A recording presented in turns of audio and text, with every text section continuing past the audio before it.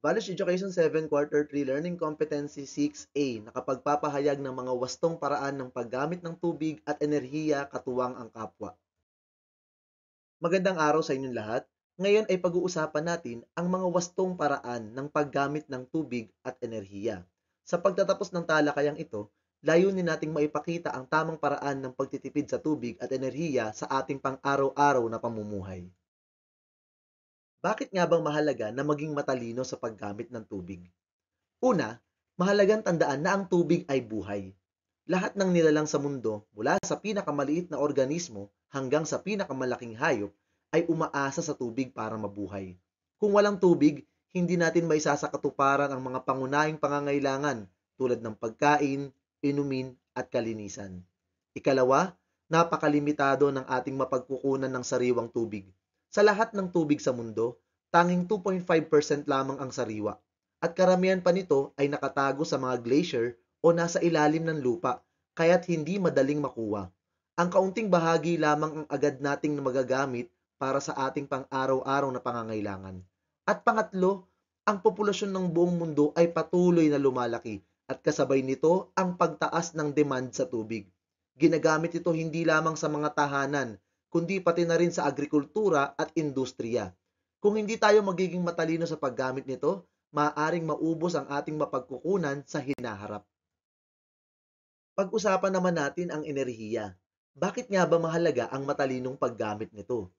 Una, nakatutulong ang pagtitipid ng enerhiya upang mabawasan ang epekto nito sa kalikasan. Ang paggamit ng fossil fuels para sa enerhiya ay naglalabas ng greenhouse gases na nagdudulot ng climate change.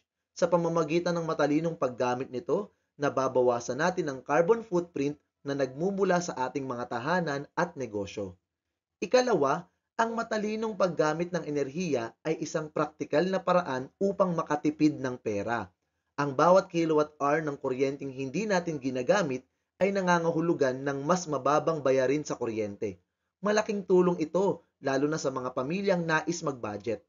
At pangatlo, ang matalinong paggamit ng enerhiya ay nakakatulong upang mapanatili ang ating mga likas na yaman. Maraming ginagamit na resources tulad ng langis, carbon at natural gas ang non-renewable. Kung magpapatuloy ang sobrang paggamit ng enerhiya, maaaring maubos ang mga ito at mahirapan ang susunod na henerasyon. Ang maling paggamit ng tubig ay may malubhang epekto sa ating kapaligiran, kalusugan at ekonomiya. Una, nagdudulot ito ng kakulangan sa tubig. Sa maraming bahagi ng mundo, kabilang na ang Pilipinas, may mga lugar na hirap sa supply ng malinis na tubig. Ang kakulangan ay nakakaapekto hindi lamang sa inuming tubig, kundi pati sa agrikultura at kalinisan. Ikalawa, ang kakulangan sa tubig ay nagdudulot ng panganib sa kalusugan. Kapag walang sapat na tubig para sa sanitation, maaaring magresulta ito sa pagkalat ng mga sakit tulad ng diarrhea at kolera. Maraming tao, lalo na sa mga mahihirap na lugar, ang nagdurusa dahil sa kawalan ng malinis na tubig. At pangatlo, sinisira nito ang kalikasan. Ang sobrang paggamit ng tubig mula sa mga ilog, lawa at underground sources ay nagdudulot ng pagbaba ng water level na maaaring magdulot din ng pagkamatay sa mga organismo sa tubig. At alam ba ninyo na ayon sa UNICEF at World Health Organization, isa sa bawat 3 tao sa buong mundo ang walang ligtas na inuming tubig? Kung mapanganib ang maling paggamit sa tubig, ang maling paggamit sa enerhiya ay may seryosong epekto rin. Ito ay nagdudulot ng pagbabago ng klima. Sa tuwing tayo ay gumagamit ng sobrang enerhiya mula sa fossil fuels, naglalabas ito ng greenhouse gases na nagpapainit sa ating planeta. Ang global warming ay nagdudulot ng matinding bagyo, tagtuyot at pagtaas ng level ng tubig sa dagat. Ikalawa, nagreresulta ito sa suliraning pinansyal at ekonomikal. Kapag hindi efficient ang paggamit ng enerhiya, tumataas ang gastos sa produksyon para sa mga negosyo at bayarin para sa mga pamilya. Ang perang nasasayang ay maaaring gamitin sana sa mas mahalagang mga bagay. At pangatlo, nauubos ang ating mga likas na yaman. Ang mga pinagkukunan ng enerhiya tulad ng carbon at langis ay limitado.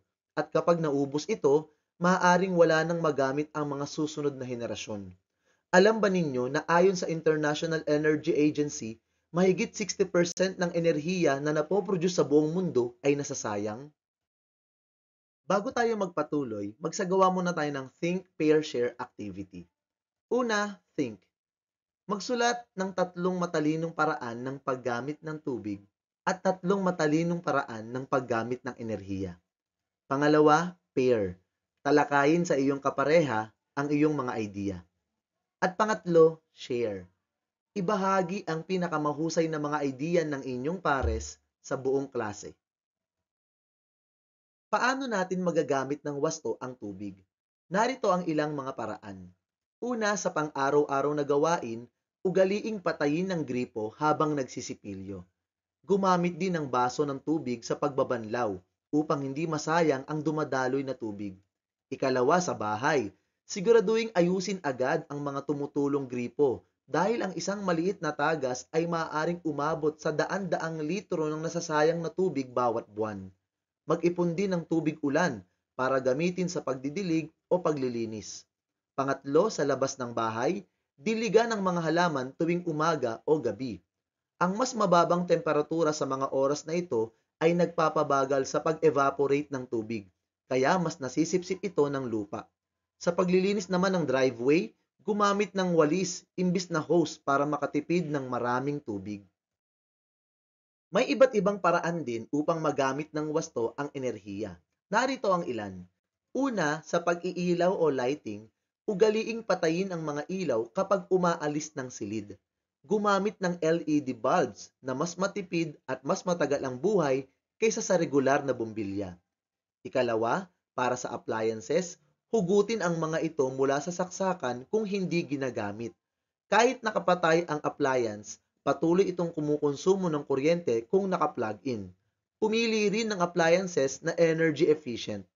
Ikatlo, para sa pagpapalamig o cooling, itakda ang aircon sa 24 hanggang 26 degrees Celsius upang mas makatipid ng enerhiya.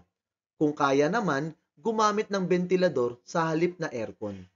At para sa transportasyon naman, mag-carpool o gumamit ng pampublikong sasakyan upang mabawasan ang konsumo ng gasolina at polusyon.